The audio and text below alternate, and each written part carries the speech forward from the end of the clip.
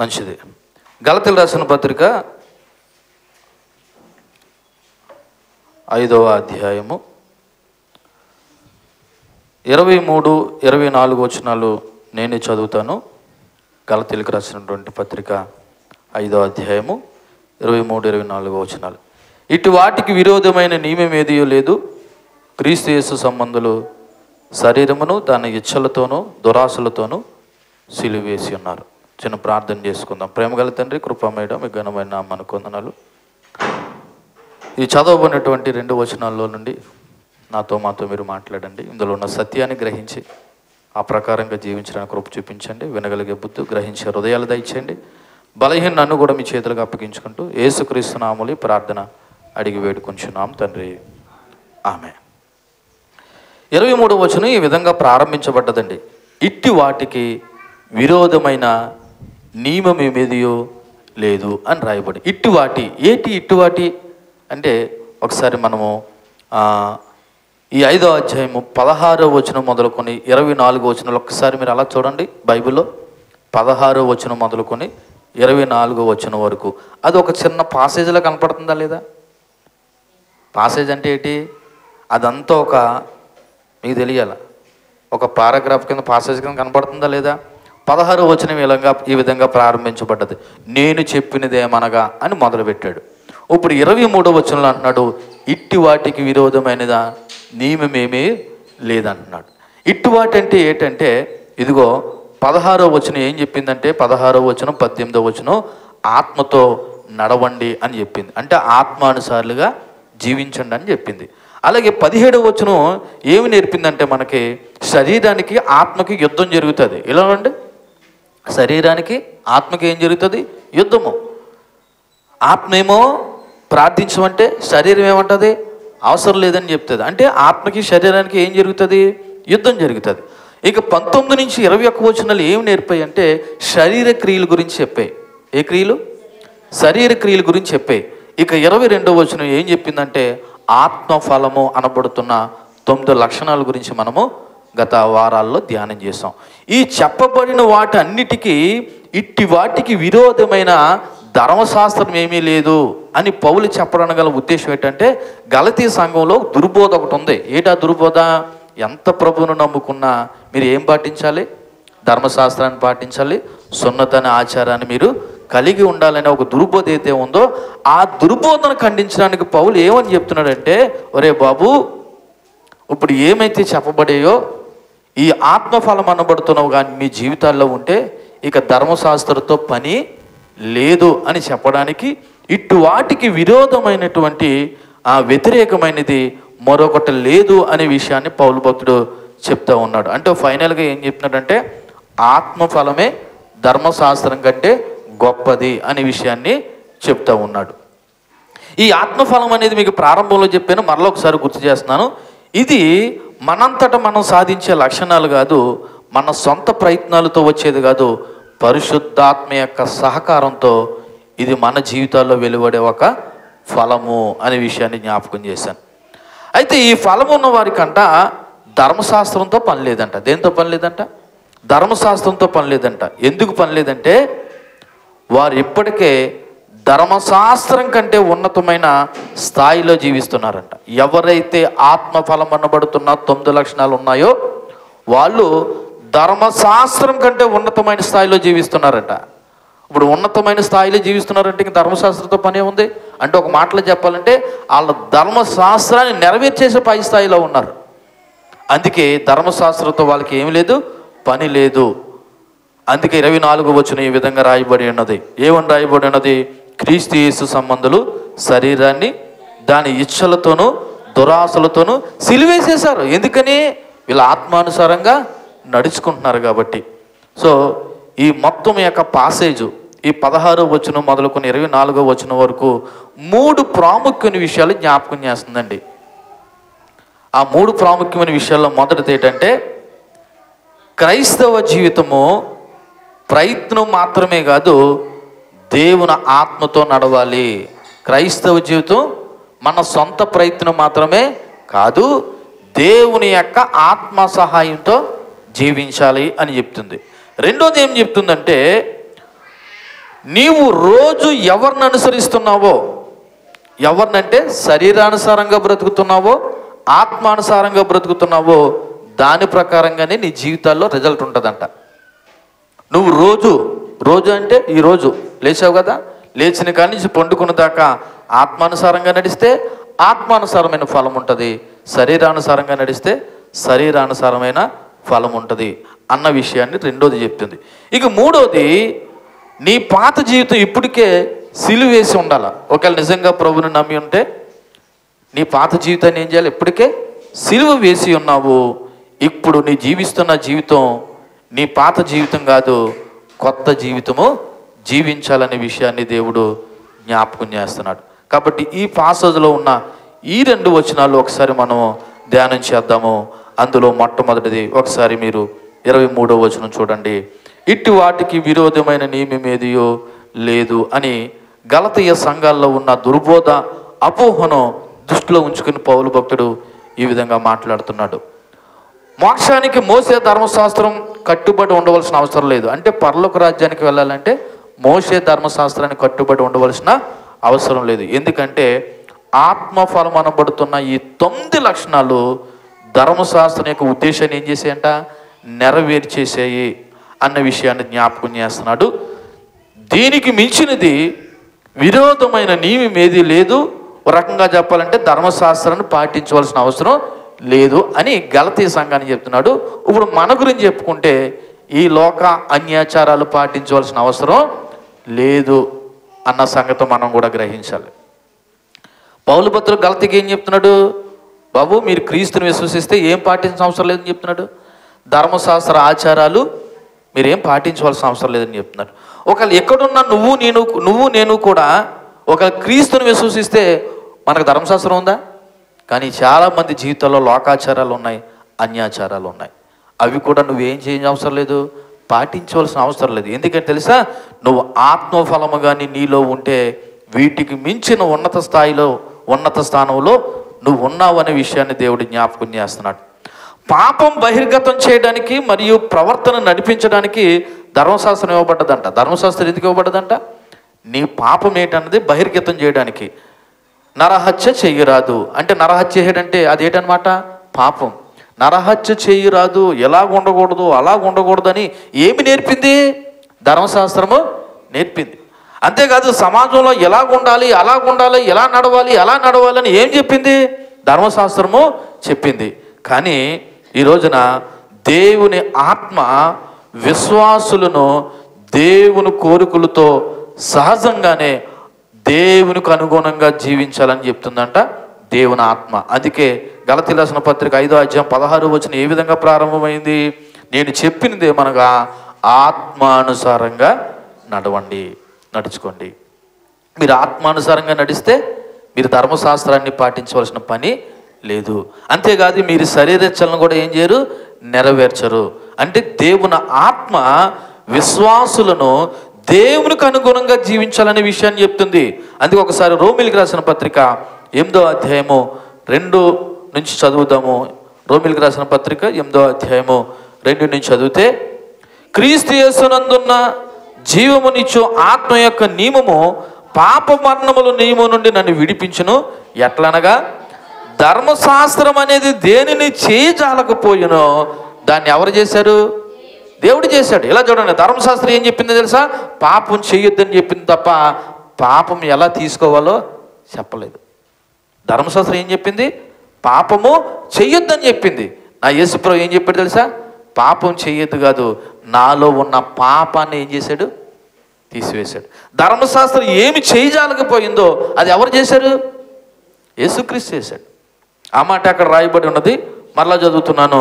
ఎట్లనగా ధర్మశాస్త్రం దేన్ని చేయజాలకపోయినో దాన్ని దేవుడు చేశాడు. శరీరమును అనుసరింపక ఆత్మను అనుసరించియే నడుచుకును మన యందు ధర్మశాస్త్ర సంబంధమైన నీతి విధి నెరవేర్చబడవలనని పాప పరిహారము నిమిత్తము దేవుడు తన సొంత కుమారుని పాప శరీరాకంతో ఏం చేశాడంటే అండి, ఆయన శరీరమందు పాపమునకు శిక్ష విధించాడు. సో మనలో ఉన్న పాపపు నియమాన్ని తీసివేయడానికి దేవుడు అంటే ఏ ఆకారంతో వచ్చాడంట? పాప శరీరాకారంతో, అంటే శరీరము పాపాన్ని కోరుకుంటుంది. అటువంటి పాప శరీరమైన ధరించని ప్రభు ధరించవలసి వచ్చింది. ఎవరి గురించికి?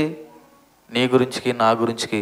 నీలో ఉన్న, నాలో ఉన్న పాపాన్ని తీసివేయడానికి దేవుడు తన సొంత కుమారుని లోకాన్ని పంపించి నీ కొరకు, నా కొరకు చనిపోయాడు. కాబట్టి మనం జ్ఞాపకం చేసుకోవాల్సిన విషయం ఏంటంటే, ఈ రోజున దేవుడు చేసిన యాగము, త్యాగమును మర్చిపోకు. ఈ రోజున మనం ఎంత శుభ్రంగా, సౌఖ్యంగా, ఎంత ఉందాగా ఈ రోజున ఇక్కడ జీవించడమే కాదు, ఆయన్ని విశ్వసిస్తే నిత్య జీవం కలుగుతుంది అన్నటువంటి భరోసా ఈ రోజున దేవుడు మనకి ఇచ్చాడు. నమ్మిన వారి దేవుని స్తోత్రం చెప్పండి. సో ధర్మశాస్త్రం ఏదైతే చేయలేదో మన ప్రభువైన యేసుక్రీస్తు పాపముని తీసివేయడమే కాదు, మనలో పాపపు లక్షణాలు ఉండకుండా తన ఆత్మను మనకి ఏం చేశాడంటే సంచుకరువుగా ఇచ్చాడు. సో ఆత్మఫలం అనబడుతున్న సద్గుణాలకు విరోధంగా ఎవ్వరికి ఏ విధమైన నియమాలు పాటించవలసిన అవసరం లేదు. అంటే ధర్మశాస్త్రానుసారంగా నడవలసిన అవసరం లేదని చెప్తున్నాడు. దానికి కొన్ని 3 ఎగ్జాంపుల్ చెప్తాను నేను. మొదటి ఎగ్జాంపుల్ ఏంటంటే, ధర్మశాస్త్రం దొంగతనం చేయొద్దని చెప్పింది. ఆత్మఫలం ఏమన్నా తెలుసా? అసలు దొంగతనం అనే ఆలోచనే రావద్దని చెప్పింది. ధర్మశాస్త్రం ఏం చెప్పింది? దొంగతనం చెయ్యొద్దని చెప్పింది. ఆత్మఫలం ఏం చెప్పింది తెలుసా? అసలు ఆ ఆలోచన నీలో రాకుండా చూసుకోమని చెప్తుంది. ఇప్పుడు ఏది గొప్పది? ఆత్మఫలం గొప్పదా, ధర్మశాస్త్రం గొప్పదా? అందుకే ఆత్మఫలం అనబడుతున్న 9 లక్షణాలు మనలో ఉండాలని చెప్తున్నాను.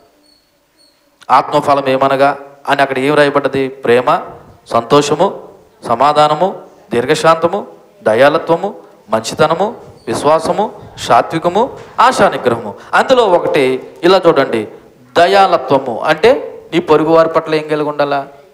దయ కలిగి ఉండాలనే ఆలోచన నీలో ఉన్నప్పుడు దొంగతనం ఎందుకు చేస్తావు? నువ్వు చేస్తావా? చెయ్యవు. అందుకే ఆత్మఫలం అనబడుతున్న లక్షణాలు మనలో ఉంటే అసలు దొంగతనం చెయ్యాలనే ఆలోచన మనకి ఏం చేయదంట? రాదు అన్న విషయాన్ని చెప్తున్నాడు. దానికి కారణం ఏంటంటే నీ పొరుగువాడి పట్ల నువ్వు ప్రేమ చూపిస్తున్నావు కాబట్టి. రెండోది, ధర్మశాస్త్రం అది చేయకూడదు, ఇది చేయకూడదు అని చెప్పింది. కానీ ఆత్మ ఎలా ప్రేమించాలో, ఎలా ఉండాలో చెప్పింది. ధర్మశాస్త్రం ఏం చెప్పింది? ఒకసారి 10 ఆజ్ఞలు జ్ఞాపకం చేసుకుంటే, నీ పొరుగు వానిది ఏది ఆశింపొద్దు, లేకపోతే నీ దేవుడైన యెహోవా నామాన్ని వ్యర్థంగా ఉచ్చరించొద్దు, లేకపోతే నరహత్య చేయొద్దు, దొంగతనం చేయొద్దు, వ్యభిచరించొద్దు, ఇది చెయ్యొద్దు, అది చెయ్యొద్దు అని చెప్పింది. కానీ ఆత్మఫలం ఏం చెప్పింది తెలుసా? ఎలా నడవాలో, ఎలా జీవించాలో చెప్పింది. అది ఆత్మఫలం యొక్క గొప్పతనం. అంటే ఆత్మఫలమైన గొప్పతనం అంటే ఇవి దేవుని యొక్క లక్షణాలు మనలో ఉన్నప్పుడు మనం ధర్మశాస్త్రం కంటే గొప్పగా జీవిస్తున్నాం అనే విషయాన్ని జ్ఞాపకం చేస్తున్నాడు. మూడోది, ధర్మశాస్త్రం బయటి నియమాలు. ధర్మశాస్త్రం అనేది బయటి నియమాలు. అంటే గత వారంలో పాస్టర్ గారు చెప్పారు కదా, చేయవలసినవి చేయకూడనివి అన్నట్టు. కానీ ఆత్మఫలం అనేది ఆంతరంగిక నియమాలు. అంటే ఏంటో తెలుసా?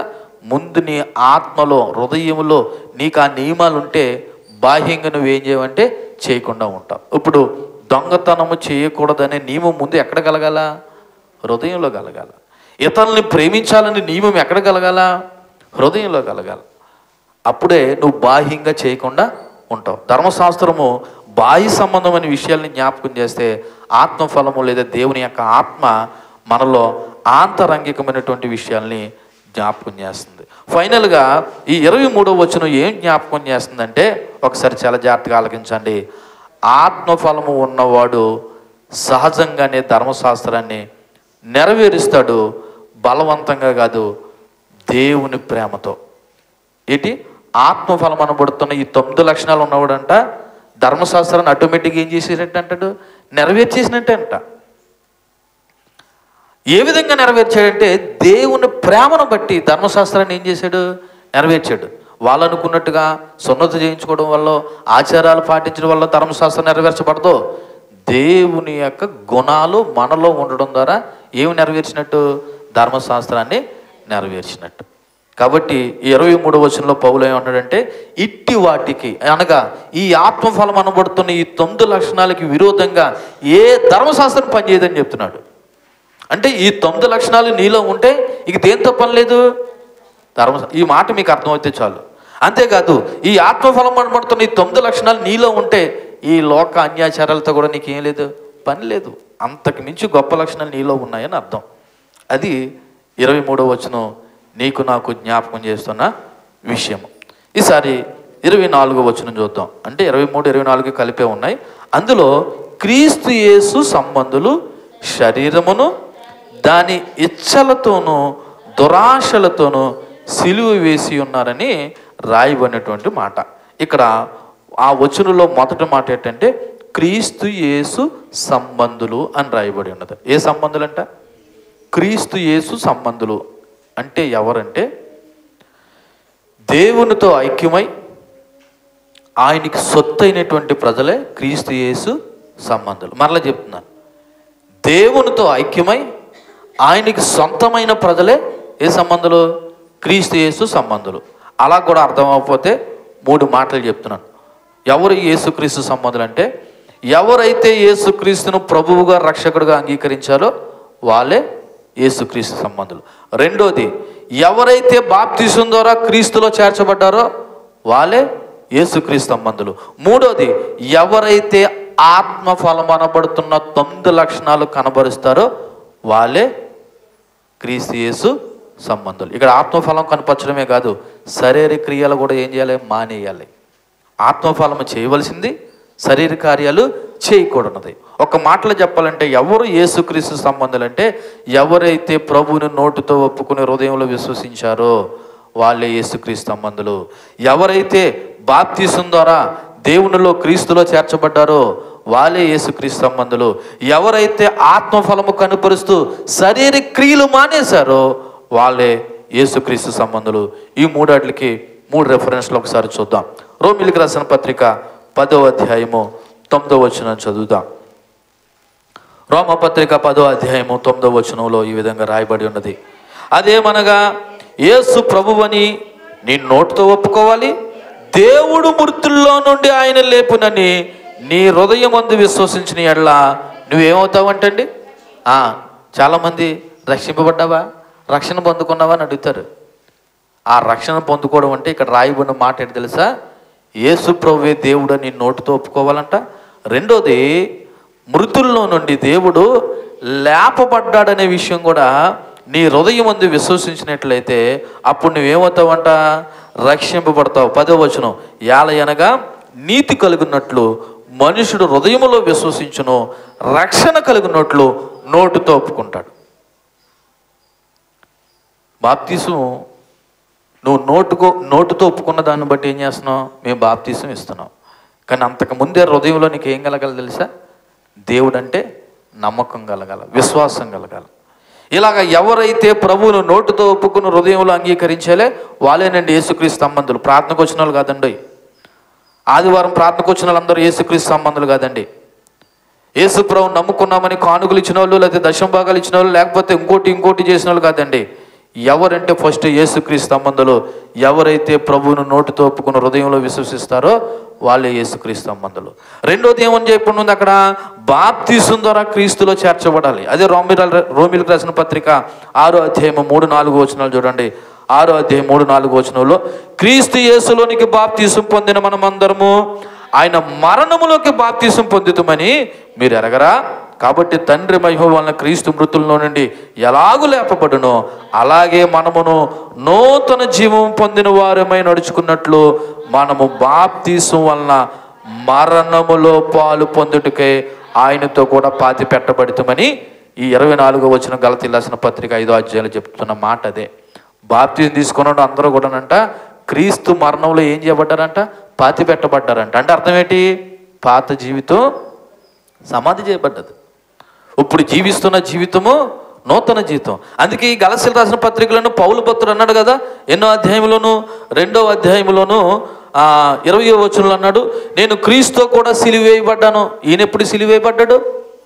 పౌలు భక్తుడు ఎప్పుడు సిలువ వేయబడ్డాడు? అంటే అర్థం ఏంటి తెలుసా? నేను ప్రభువుని నమ్మినప్పుడు నా పాత రోత జీవితాన్ని ఏం చేసుకున్నాను తెలుసా? సిలువ వేసేసుకున్నాను, సిలువ వేయబడ్డాను. ఇక జీవించేవాడును నేను కాను, క్రీస్తే నా యందు జీవించుచున్నాడు. దేవునికి మహిమ కలుగును గాక. ఆ మాట చెప్పాలి ఇక్కడ ఉన్న మనం అందరూ నాతో సహా. ఏమని చెప్పాలి? నాలో ఎవరు జీవిస్తున్నారండి?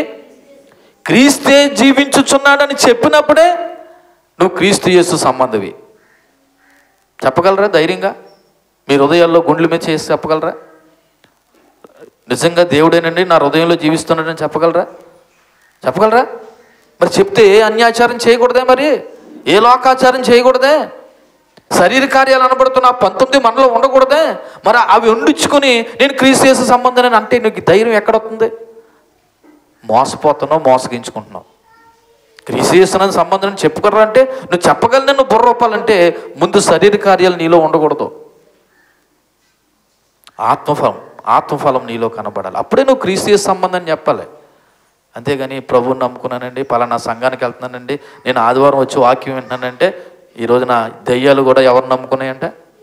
దేవుణ్ణి నమ్ముతున్నాయంట. అది కాదు నమ్మడం అంటే. శరీర క్రియలు మానేసి ఆత్మఫలం నీలో కనబడాలి. మూడోది, ఆత్మఫలం కనపరుస్తూ శరీర క్రియలు సిలివేయాలనే విషయాన్ని గత కొన్ని వారాలుగా మనం 5వ అధ్యాయము ఆ శరీర కార్యాలు అనబడుతున్న 19, ఆత్మఫలం అనబడుతున్న 9 కూడా ఏం చేసాము? ధ్యానం చేసాం. మళ్ళీ గుర్తు చేస్తున్నాను.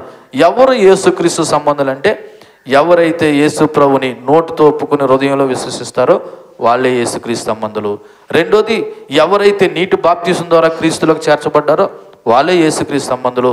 మూడోది, ఎవరైతే ఆత్మఫలం అనబడుతున్న 9 లక్షణాలు కలిగి శరీర క్రియలు అనబడుతున్న 19 విసర్జిస్తారో వాళ్ళే యేసుక్రీస్తు సంబంధులు. ఇప్పుడు చదవండి, గలతీయులకు రాసిన పత్రిక 5వ అధ్యాయం 24వ వచనం. క్రీస్తు యేసు సంబంధులంట శరీరాన్ని దాని ఇచ్చలంటే కోరికలను దురాశలను సిలువ వేసి ఉన్నారు అని పౌలు భక్తుడు కన్క్లూజన్తో ఫైనల్గా చెప్తున్నాడు. అంటే నిజంగా క్రీస్తు యేసు సంబంధులు ఇలాగ ఉంటారని చెప్తున్నాడు. అలాగ ఉండలేకపోతే వాడు ఎవడు కాదు? క్రీస్తు యేసు సంబంధి కాదు. నన్ను అడిగితే ఇక్కడే భూమి మీద ఉండగానే మనం చెప్పేయచ్చు వీడి క్రీస్తు సంబంధం కాదు. దేనిని బట్టి? వాడిలో ఉన్న లక్షణాలు బట్టి, వాడిలో ఉన్న క్రియలను బట్టి. పరలోకానికి వెళ్తావో తర్వాత విషయం, ముందు ఇక్కడే నువ్వు పరలోకానికి వెళ్తావో లేదన్నది నీ క్రియలను బట్టే చెప్పేయచ్చు. అయితే పౌలు భక్తుడి ఉద్దేశం ఏంటంటే నిజమైన క్రీస్తు యేసు సంబంధులంట ఆ శరీరాన్ని దానికి సంబంధించిన ఆశలను దురాశలను ఏం చేస్తారంట? సిలువేసేస్తారంట. అంటే సిలువేసడం అంటే ఏంటి? అవన్నీ చంపేసుకున్నారని అర్థం. ఒకసారి మనము ఈ మాట చదివినట్లయితే క్రీస్తు యేసు సంబంధులు అంటే ఎవరో మహనీయులు, పౌలు భక్తులు లాటోలు, అలాటోలు ఎలాటోలను అనుకోవద్దు. దేవుని కృపను బట్టి నీ క్రీస్తులో నిజ విశ్వాసాలు అందరికీ కూడా ఇది సత్యమే. అంటే పౌలు లాంటి భక్తుడికే సాధ్యం అని అనుకోకండి. ప్రభువు నందు విశ్వసించి వాక్యానుసారంగా బ్రతికితే నీకును నాకును కూడా ఇది సత్యమే. యేసుక్రీస్తు సంబంధులుగా ఎలాగంటారా? విశ్వాసులు క్రీస్తుతో కూడా సిలువ మరణం పొందిన విషయమై పౌలు చెప్తున్నాడు. సిలువ మరణం పొందడం అంటే శారీరకంగా సిలువలో చచ్చిపోవడం కాదు. ఆత్మానుసారంగా మన శరీర క్రియలను సిలువలో సమాధి చేయడమే సిలువ వేయబడ్డం. విశ్వాస తానే స్వయంగా సిలువ మరణం చేశానని చెప్తున్నాడు. ఎలా చెప్తున్నాడంటే నిజ విశ్వాసులంట నిజంగా పశ్చాత్తాపం చెందుతారంట. ఎలా చెందుతారంటే నిజ విశ్వాసులు, ఇక్కడ చూడండి, ఇక్కడ నేను అన్న మాట చూడండి, నిజ విశ్వాసులు నిజంగా ఏం చెందుతారంట? పశ్చాత్తాపం చెంది క్రీస్తు మీద నమ్మకం ఉంచినప్పుడే వాళ్ళు సిలువ వేయబడినట్టు. ఏం చేయబడినట్టు? నిజంగా పశ్చాత్తాపం చెంది. ఈ పశ్చాత్తాపం అనే మాటకి మీకు మరలా చెప్తున్నాను. ఆ పశ్చాత్తాపంలో ఏం కనపడుతుంది తెలుసా? నీ పాపపు ఒప్పుకోలు కనబడుతుంది.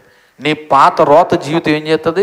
సిలువ వేయబడుతుంది. ప్రభా, ఎంతవరకు నేను అజ్ఞానంతోనో అవివేకంతోనో గర్వంతోనో అహంకారంతో నేను ఏ పాపము లేని వాడిగా బెల్లెప్పించాను, కానీ నేను ఎంత పాపునని పశ్చాత్తాపం చెందుతాడు. ఎలాగంటే చిన్న పిల్లోడు మాదిరి ఎక్కి ఎక్కి ఎక్కి ఎక్కి వేడ్చి పశ్చాత్తాపం చెందుతారు. ఎందుకంటే పాపం ఒప్పుకోలు జరుగుతుంది ఆ సమయంలో. ఆ అనుభవం కలిగిన వారికి అది అర్థమవుతుందండి. నేను చెప్పిన బహుశా ఇది ఎలా ఉంటుందన్న ఫీలింగ్లో మీరు ఉండొచ్చేమో, కానీ నిజంగా పాపపు ఒప్పుకోలు అనుభవించిన వారికి తెలుస్తుంది నిజమైన పశ్చాత్తాపం ఏంటన్నది. క్రీస్తు మీద నమ్మకం ఉంచినప్పుడే ఇలా జరుగుతుంది. భ్రష్ట స్వభావం కింద ఉన్న పాత జీవిత విధానంతో పూర్తిగా తెగదెంపులు జరిగిపోతాయండి ఆ రోజు నుంచి.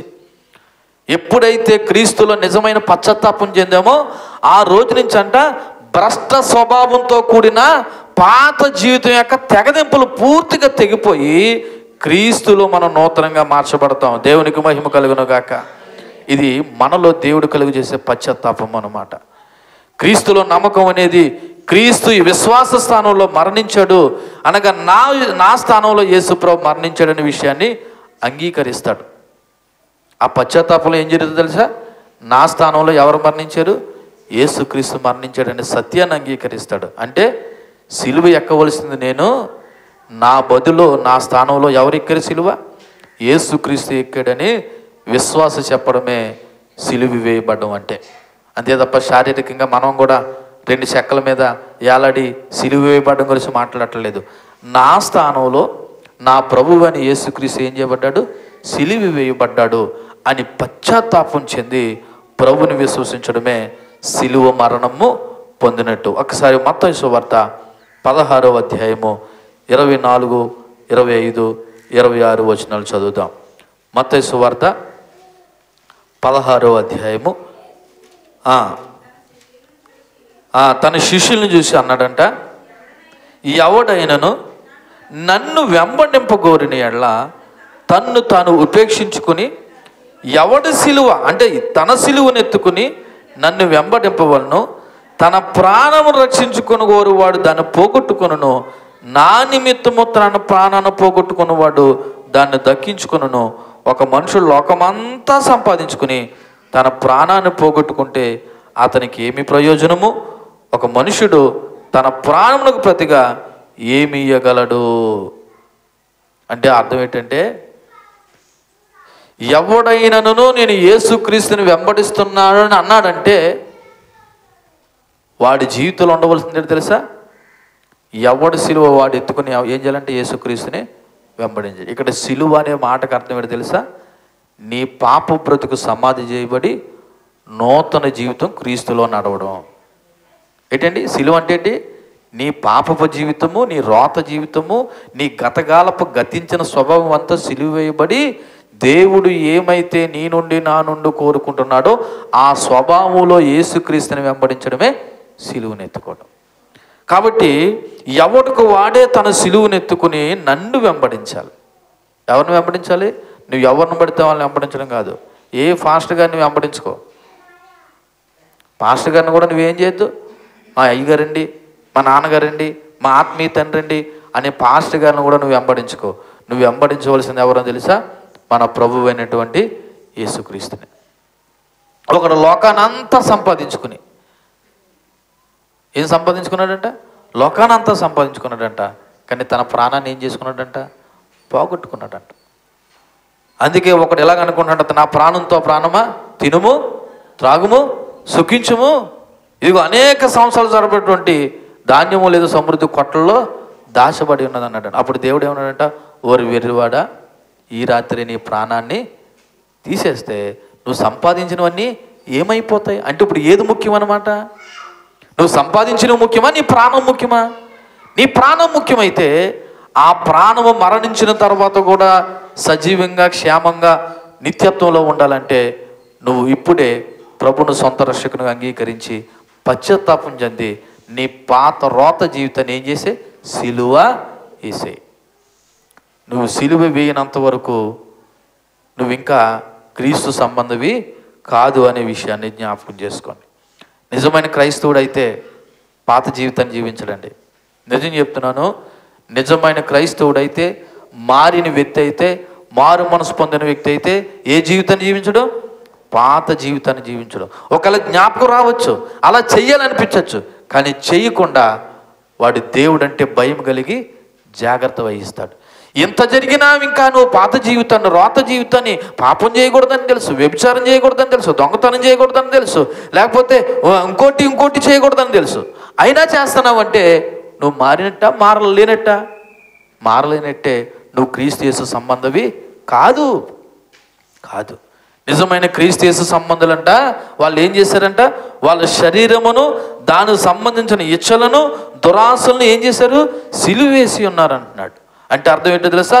శరీర స్వభావాన్ని దానితో పాటు వచ్చే కోరికలను అంటే ఇచ్చలను సిలువ వేసడం అనే మాటకు అర్థం ఏంటంటే విశ్వాసులు వారి స్వభావం పట్ల ఉన్న అభిప్రాయాన్ని, మనస్తత్వాన్ని సూచిస్తుంది. అంటే వాళ్ళ జీవితాల్లో ఎలా ఉంటారో తెలుసా? ఇంతకుముందు ప్రభువుని నమ్ముకోకముందు వాళ్ళ శరీరాశలు నెరవేర్చుకుంటే ప్రభువుని నమ్ముకున్న తర్వాత ఎలా ఉంటారో తెలుసా? ఇక మీదట నా జీవితంలో నా ఆశ కాదు, ఏ ఆశ? దేవుని యొక్క ఆశ నెరవేరాలని భావిస్తారు, జీవిస్తారు. నువ్వు ప్రభువుని నమ్ముకోకముందు నీ శరీరానికి సంబంధించిన ఇష్టలతో, కోరికలతో జీవించావు. ప్రభువుని విశ్వసించకముందు నువ్వు ఏదైతే ఇష్టానుసారంగా నువ్వు ఎలా ఉండాలనుకున్నావు అలా ఉన్నావు. కానీ ఒక్కసారి వన్స్ ప్రభువుని నమ్మిన తర్వాత నీ జీవితంలో నీ ఇష్టం నెరవేరాలని కోరుకోవు. ఎవరి ఇష్టం నెరవేరాలని కోరుకుంటావు? దేవుని ఇష్టం నా జీవితంలో నెరవేరాలని కోరుకుంటావు. అలా నెరవేరాలని కోరుకోవడమే సిలువ వేయబడుట. సిలువ వేయబడడం అనేది ఏదో ప్రాక్టికల్గా మన దేహము, శరీరము సిలువలో బాడీ చచ్చిపోవడం కాదండి. నీ ఆశలు చచ్చిపోవడమే సిలువ వేయబడ్డం. ఏ ఆశలు? ఏ ఆశలు? దుష్ట లోక శరీర ఇచ్చలు, దేవునికి వ్యతిరేకమైన ఆశలు, దేవుని యొక్క నియమానికి విరోధంగా పనిచేసే శరీర కోరికలు చచ్చిపోవడమే సిలువ వేయబడడం అనే విషయం నువ్వు అర్థం చేసుకుంటే అప్పుడు నువ్వు క్రీస్తు యేసు సంబంధం అనే విషయాన్ని దేవుడు నీకు జ్ఞాపకం చేస్తున్నాడు. క్రైస్తవులు పరిశుద్ధాత్మ బాప్తిసం పొందుట ద్వారా క్రీస్తు యొక్క మరణములోను పునరుత్థానములోను విశ్వాసం ద్వారా మనము దేవునిలో పాలివారుమై ఉన్నామనే విషయాన్ని జ్ఞాపకం చేస్తున్నాడు. ఒకసారి మనము కొరింథీయులకు రాసిన 2వ పత్రిక 5వ అధ్యాయం 17వ వచనం ఒకసారి చూడండి. క్రీస్తు యేసు సంబంధులు ఏ విధంగా ఉంటారంటే, కొరింథీయులకు రాసిన 2వ పత్రిక 5వ అధ్యాయము 17వ వచనం, కాగా ఎవడైనను క్రీస్తునందున్న ఎడల వాడు నూతన సృష్టి, పాతవి గతించును, ఇదిగో క్రొత్తవాయెను. ఎక్కడ? క్రీస్తు యేసునందు ఉన్న ఎడల. మీరు మరలా చదవండి, నేను చదువుతున్నాను. కాగా ఎవడైనను క్రీస్తు యేసునందు ఉంటేనంట వాడు ఎవడంట? నూతన సృష్టి. ఉంటే నూతన సృష్టి, లేకపోతే నూతన సృష్టి? చెప్పండి. ఆయనలో ఉంటేనే నువ్వు. ఒకవేళ ఉంటే ఏం జరుగుతుందంటే అక్కడ రిజల్ట్, ఇదిగో పాతవి గతించిపోతాయంట, ఇదిగో క్రొత్తవాయును, అంటే క్రొత్తవి నీ జీవితంలోకి వస్తాయి. ఇక పాతవి శరీర క్రియలైతే కొత్తవి ఏంటి? మాట్లాడరే? ఆత్మఫలము. నిజంగా నువ్వు నూతన సృష్టి అయితే, క్రీస్తు సంబంధం అయితే, యేసుక్రీస్తు నువ్వు అంగీకరిస్తే, ఇదిగో నువ్వు నీ యొక్క శరీర కోరికలు సిలివేయబడితే ఇక్కడ 2 జరగాల. ఒకటి పాతవి గతించిపోవాలా, రెండోది కొత్తవి రావాలా. పాతవి గతించట్లేదు, కొత్తవి రావట్లేదంటే నువ్వే మోసపోతున్నావు. జాగ్రత్త. నీకు ఎంత నువ్వే మోసపోతున్నావు. నేను ఎవ్వడు మోసం చేయట్లేదు, నీకు నువ్వే మోసం చేసుకుంటున్నావు అంటారు కదా. వాడు మోసం చేసాడండి, అది మోసం చేసేసిందండి, ఈమె మోసం చేసింది అంటారు కదా. ఆ మోసాలేమో కానీ ఇదిగో నీ ఆత్మ పాడైపోవడానికి, నరకానికి పోవడానికి నీకు నువ్వే మోసం చేసుకుంటున్నావు. దేవుడు స్పష్టంగా చెప్తున్నాడు, ఎవడైనను క్రీస్తు యేసునందు ఉన్న యెడల ఇదిగో ఏమైపోతాడు? వాడు నూతన సృష్టి అంట, పాతవి గతించిపోతాయంట, ఇదిగో కొత్తవి ఆయనంట. మరి ప్రభువు నమ్ముకుని ఇన్ని సంవత్సరాలు అయినా ఇంకా నీ జీవితంలో పాతవే కొనసాగుతూ ఉన్నాయంటే ఇప్పటికీ కూడా నువ్వు ఎవరి సంబంధం కాదనమాట. మీ నోటితో మీరు చెప్తే బాగుంటుంది. క్రీస్తు యేసు సంబంధాలు కాదు, ఇంకా శరీర సంబంధాలుగానే జీవిస్తున్నారు. అందుకే గలతీయులకు రాసిన పత్రిక, నా ఉద్దేశము ఈ పత్రిక ముగించే లోపు ఇక్కడున్న మనం అందరము ఎలా మారబడాలో తెలుసా? నూతన సృష్టిగా, అనగా లోక అన్యాచారాల శరీరక్రియలు పాటించినటువంటి నూతన సంఘంగా, అనగా దేవుడు కోరుకునే వధువు సంఘంగా మనం ఉందుముగాక. అలా ఉండడానికి దేవుని కృపను వేడుకోండి. ఉందుముగాక అనే ఆలోచన, ఆశ మంచిదే, కానీ దానికి ఆత్మ సహాయము, ఆత్మకార్యం లేకపోతే నువ్వు నేను ఉండలేము. అలాగ జరగాలంటే ఫస్ట్ మరలా చెప్తున్నాను, నువ్వు పాతవి, నీ పాత జీవితాన్ని విడిచిపెట్టు, పశ్చాత్తాపం చెందు, ప్రభువుని అంగీకరించు. కొలసీలకు రాసిన పత్రిక 2వ అధ్యాయం 12వ వచనం కూడా ఒకసారి చదువుదాం.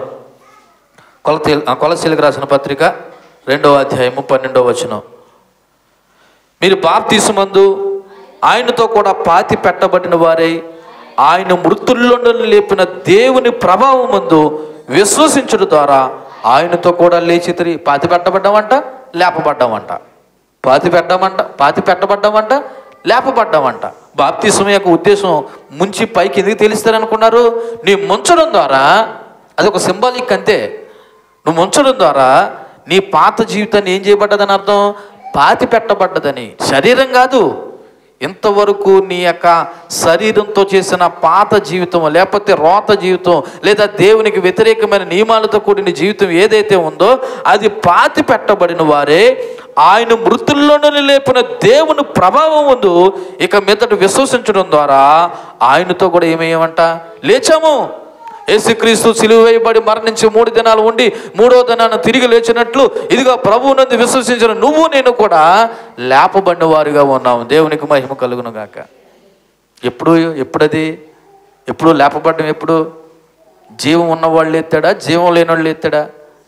లాజరు చనిపోయి 4 రోజులు అయిపోయిందంట. ఆయనలో జీవం లేదు. ఆయనలో ఏం లేదు? జీవం లేదు. అప్పటికే యేసు ప్రభుకి ఈ వార్త తెలిసింది. కావాలనే ప్రభువు ఏం చేశాడు? ఆలస్యం చేశాడు. వచ్చాడు మొత్తానికి 4వ రోజున. అంటుంది వాళ్ళ అక్కలో మార్తా మరియా అంటున్నారు, ప్రభువా నువ్వు ఇక్కడ కానీ ఉండుంటే నా తమ్ముడు ఏమై ఉండేవాడు? బ్రతుకుండేవాడు. అంటే ప్రభు అన్నాడంటే ఏం పర్లేదమ్మా, క్రీస్తునందు విశ్వాసం ఉంచు, మళ్ళీ తిరిగి ఏం చేయబడతాడు? అని నాకు తెలుసు ప్రభా, పునరుత్థానం మంది లేపబడతారని. అది కాదు ఇప్పుడు లేపబడి కదంటే ప్రభు అంటాడు నమ్మితే. ఎందుకంటే జీవము ఎవరి చేతిలో ఉంది? దేవుడి చేతిలో ఉంది. చనిపోయిన 4 రోజులైనా ఆ జీవము లేని వాడికి మరలా దేవుడు ఏమిచ్చాడు? జీవం ఇచ్చి లాజరు అని పిలవగానే ఎక్కడి నుంచి వచ్చాడంట? సమాధిలో నుండి వచ్చాడు. నేను ఈ మాట ఎందుకు చెప్పానంటే క్రీస్తునందు విశ్వాసం ఉంచిన వారు చనిపోయిన తిరిగి ఏం చేయబడతారు? లేపబడతారు. అది ఎప్పుడు జరుగుతుందంటే నీ పాత జీవితం సమాధి చేసినప్పుడు, కొత్త జీవితం ప్రభువుతో నడిచినప్పుడు. దేవునికి మహిమ కలుగును గాక. లేకపోతే మరలా చెప్తున్నానండి, ఇక్కడ 2 జరుగుతాయి రేపటి దినాన్న. మీరు ఒప్పుకోకపోయినా 2 జరుగుతాయి. క్రీస్తునందు చనిపోయిన వారు లేపబడతారు, క్రీస్తులో లేకుండా చనిపోయిన వారు కూడా లేపబడతారు. దీన్ని మృతుల పునరుత్థానం అంటారు. మృతుల పునరుత్థానంలో మొదట క్రీస్తునందు లేపబడిన వాళ్ళు, క్రీస్తునందు మృతులైన వారు లేపబడతారు. తర్వాత భూమి మీద ఈ 1000 ఏళ్ళ పరిపాలన ఎన్ని అయిపోయిన తర్వాత క్రీస్తుతో సంబంధం లేకుండా వాక్యాలు చెప్పిన, వాక్యానుసారంగా నడవకుండా తమ ఇష్టానుసారంగా బ్రతుకుతూ ప్రభువును రుచి చూసి తెలుసుకుని కూడా అజ్ఞానంలో అవివేకంలో బ్రతికి చచ్చిపోతారు చూసారా, వీళ్ళు కూడా లేపబడతారు. కాకపోతే వాళ్ళు నరకానికి వెళ్తారు, వీళ్ళు ఎక్కడికి వెళ్తారు? నిత్య జీవానికి వెళ్తారు. కాబట్టి నువ్వు నేను నేర్చుకోవాల్సిన విషయం ఏంటంటే, ఇదిగో మనం క్రీస్తు యేసులకు బాప్తిసం పొందడం ద్వారా మన పాత జీవితం సమాధి చేయబడి ప్రభువులో మనం లేపబడ్డామనే విషయాన్ని మనము జ్ఞాపకం చేసుకోండి. ఇదే కొలసీయుల రాసిన పత్రిక 3వ అధ్యాయం 9-10 వచనాలు చూడండి. 3వ అధ్యాయము 9-10 వచనాల్లో, ఒకరితో ఒకడు అబద్ధం ఆడకండి, యాలయనగా ప్రాచీన స్వభావాన్ని దాని క్రియలతో కూడిన మీరు పరిత్యజించి జ్ఞానం కలుగు నిమిత్తము దాన్ని సృష్టించిన వాడిని పోలుగు చొప్పున నూతన పరచబడుచున్న నవీన స్వభావాన్ని ధరించుకోండి. క్రీస్తు యేసు బిడ్డలో ఏ స్వభావాన్ని ధరించుకోవాలంటండి? నవీన అంటే ఏంటి? క్రొత్తది, నూతనది అని అర్థం. నవీన స్వభావాన్ని ధరించుకోవాలంట. సంవత్సరాలు గడిచిపోతున్నాయి. నూతన సంవత్సరం అంటావు ఈ నెలపోతే, ఏమంటావు? నూతన సంవత్సరాలు వస్తున్నాయి కానీ నూతనమైన జీవితాలు నీ హృదయంలో కనబడలేదు. ఇంకెన్ని సంవత్సరాలు దేవుడిస్తే నీకు కావాలంటారు? ఇంకెన్ని సంవత్సరాలు దేవుడు ఇవ్వాలి నీకు? నూతనత్వం కనబడాలి. ఇదిగో అక్కడ రాయబడినటువంటి మాట ఏంటి తెలుసా? ఇదిగో ప్రాచీన స్వభావాన్ని దాని క్రియలతో కూడిన వాటిని మీరు ఏం చేయాలి? పరిత్యజించాలి. పరిత్యజించడం అంటే తీసివేయాలి, త్రోసివేయాలి, అసహించుకోవాలి. అక్కడ రాయబడి ఉంది పరిత్యజించే మాటకి, ప్రాచీన స్వభావం అనే మాటకి ఏమని రాయబడి? నెంబర్ ఎంత వేసింది అమ్మా? 8 వేసింది. ప్రాచీన మూల పురుషుడు, ప్రాచీన పురుషుడు అంటే నీలో ఉన్న పాత స్వభావాన్ని పరిత్యజించి జ్ఞానము కలిగి నిమిత్తము దానిని సృష్టించిన వాడిని పోలికి చొప్పున నూతన పరచబడుతున్న నవీన స్వభావాన్ని ఏం చేసుకోవాలంట? ధరించుకోవాలని దేవుని వాక్యం చెప్తుంది. సో మరలా ఒకసారి గుర్తు చేస్తున్నాను, దేవుని పట్ల, పాపం పట్ల విశ్వాసులు కలిగిన మనస్తత్వాన్ని బట్టి వారి భ్రష్ట స్వభావాన్ని సిలివేశారు. అయితే భ్రష్ట స్వభావం విశ్వాసుల్లో చనిపోయి ఇంకా సమాధి కాలేదు. ఎంత ప్రభువుని నమ్మినా ఇంకా భ్రష్ట స్వభావం మనలో ఇంకేం కాలేదు, సమాధి కాలేదు. ఎందుకో తెలుసా? ప్రభువుని నమ్మిన వారికి కూడా పనికిమాలిన ఆలోచనలు వస్తాయి. వాడు ఎంత ప్రభువుని నమ్మి బాప్తిసం తీసుకున్నా ఏమవుతాయి? ఇంకా ప్రాచీన స్వభావం యొక్క ఆలోచనలు వస్తాయి. కాకపోతే పరిశుద్ధాత్ముడికి లోబడితే ఆయన ఏం చేస్తాడు తెలుసా? ఆ పాత స్వభావం ఆలోచనలు వచ్చినా దేవుడు దాని నుండి నిన్ను తిప్పివేసి నవీన స్వభావంలోకి ఏం చేస్తాడు? నడిపిస్తాడు. ఎప్పుడు? నువ్వు పరిశుద్ధాత్మకి లోబడినప్పుడు. అందుకే ఆత్మానుసారంగా నడవండి అని చెప్పాడు. మీకు విషయం చెప్పనా? పాస్టర్ గారికి లేకపోతే ప్రభు నమ్మిన వారికి పనికిమాలిన ఆలోచనలు, దుష్ట ఆలోచనలు రావనుకుంటున్నారా? వస్తాయి. కానీ పరిశుద్ధాత్మకు లోబడ్డం ద్వారా దేవుడు ఏం చేస్తాడు? దాన్ని త్రిప్పివేస్తాడు. అందుకే మనం ప్రభువుని అప్పగించుకోవాల్సింది. అర్థమైందా? ప్రభు నమ్మేసుకున్నంత మాత్రాన్ని అంటే కుదరదు. నువ్వు పరిశుద్ధాత్మ కూడా ఏమవ్వాలి? లోబడాలి, ఆయనకు అప్పగించుకోవాలి. సో పరిశుద్ధాత్మ దేవుడు నీలో కార్యం ఏంటంటే దేవుడికి ఇష్టం వచ్చినట్లు మనల్ని నడిపించడానికి పరిశుద్ధాత్మ ఉపయోగపడతాడు, సహాయపడతాడు. అందుకే మనం ప్రతిరోజునంట సిలువ ఎత్తుకోవాలంట. ప్రతిరోజు ఏం ఎత్తుకోవాలి? సిలువ ఎత్తుకోవాలంటే మాటకు అర్థం ఏంటంటే నీ ప్రతిరోజు నీ పాప జీవితాన్ని సమాధి చేసుకుంటూ నూతనమైన జీవితంతో ప్రభుని వెంబడిస్తూ పోవాలి. లోకాసువార్త 9వ అధ్యాయం 23వ వచనం అక్కడ జ్ఞాపకం చేస్తున్నావు చూడండి ఒకసారి. లోకాసువార్త 9వ అధ్యాయము 23వ వచనం. 9వ అధ్యాయం 23వ వచనం. మరియు ఆయన ఎట్లా అన్నాడు? ఎవడైనను తన్ను తాను ఉపేక్షించుకొని ప్రతిదినం అన్నాడు, అప్పుడప్పుడు అన్నాడండి. ప్రతిదినము తన సిలువుని ఎత్తుకుని నన్ను వెంబడింపాలని యేసుక్రీస్తు అంటున్నాడు. ఇక్కడున్న మనం అందరం ఎవరు వెంబడించాలండి? మీకు ఇందాకలని చెప్పి ఏ పాస్టర్ గారిని కూడా మీరు ఫాలో అవ్వకండి, ఏ వ్యక్తిని మీరు వెంబడించకండి. నీ కొరకు నా కొరకు సిలువులో మాదిరైనటువంటి యేసుక్రీస్తును మాత్రమే మనం ఏం చేయాలి? వెంబడించాలనే విషయాన్ని మీకు దేవుడి ప్రతిదినము ఆయన సిలువుని ఎత్తుకొని, అంటే మన సిలువుని ఎత్తుకొని ఆయన వెంబడించాలి. లేకపోతే నువ్వేమనుకుంటావు తెలుసా? నా సొంత క్రియల వల్లే నేను ఇంత బతిగా బతుకుతున్నాను అనుకుంటావంట. దీనివల్ల నా సొంత క్రియల వల్లే, నా ప్రార్థన వల్లే, లేకపోతే నా మాట వల్లే, నా భక్తి వల్లే అనుకుంటావంట. లేదు లేదు, నువ్వు ప్రభుని వెంబడిస్తే నువ్వు ఎవరి భక్తి చేస్తున్నావో, ఎవరి వల్ల జీవిస్తున్నావు అనే విషయం నీకు అర్థమవుతుంది. నేను ముగించే ప్రయత్నం చేస్తున్నాను. పాత స్వభావం చనిపోతేనే ఆత్మఫలము పండుతుంది. ఏ స్వభావం చనిపోతే? మీకు గలతీ రాసిన పత్రిక 5వ అధ్యాయంలో ఆ 19వ వచనం శరీర కార్యాలను చూసారా? అవన్నీ చనిపోతేనే ఆత్మఫలం అనేది పండుతుంది. ఆత్మఫలం పండితేనే పాత స్వభావం క్షీణిస్తుంది. రెండేట్లకి అర్థం తెలియలేదా? మరలా చెప్తున్నాను. ఫస్ట్ మనలో ఉన్న పాత స్వభావం ఏమైపోలా? చనిపోతే ఆత్మఫలం ఏమవుతుందంట? పండుతుందంట. ఆత్మఫలం పండితేనంట ఇంకా ప్రభువు నమ్ముకున్న జరిగే దుల ఆలోచనలు వస్తాయని చూసావా? అది ఏమవుతాయి? క్షీణిస్తుంది. ఎందుకంటే నీలో ఏముంది? ఆత్మఫలం ఉంది, ఆత్మ ఉంది, ఆత్మకు లోబడే తత్వం ఉంది. కాబట్టి ఆత్మఫలం పండితేనే పాత స్వభావం క్షీణిస్తుంది. ఆత్మఫలం ఉన్నవాడి కంటే అండి ధర్మశాస్త్రం అవసరం లేదంటండి. ఆత్మఫలం ఉన్నవాడికి ఏం అవసరం లేదు?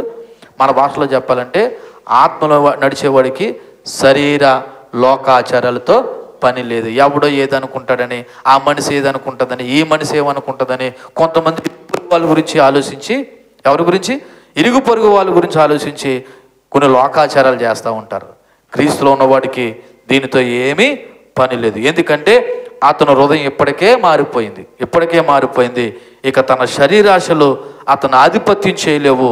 ఒక్క మాటలో చెప్పాలంటే చాలా జాగ్రత్తగా ఆలకించండి.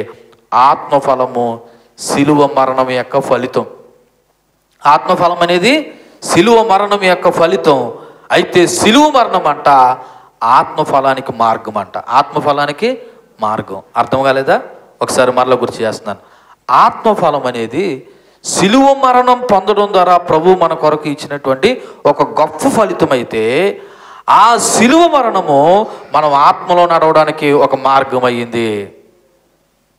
ఫైనల్గా నేను ముగించే ముందు మిమ్మల్ని అడుగుతున్నాను, ఎంత వాక్యం విన్న తర్వాత నీ శరీరం అనబడుతున్నా నీ పాత రోత స్వభావాన్ని నువ్వు సిలువేసావా? అంటే ఒక మాటలో చెప్పాలంటే నువ్వు మారేవా?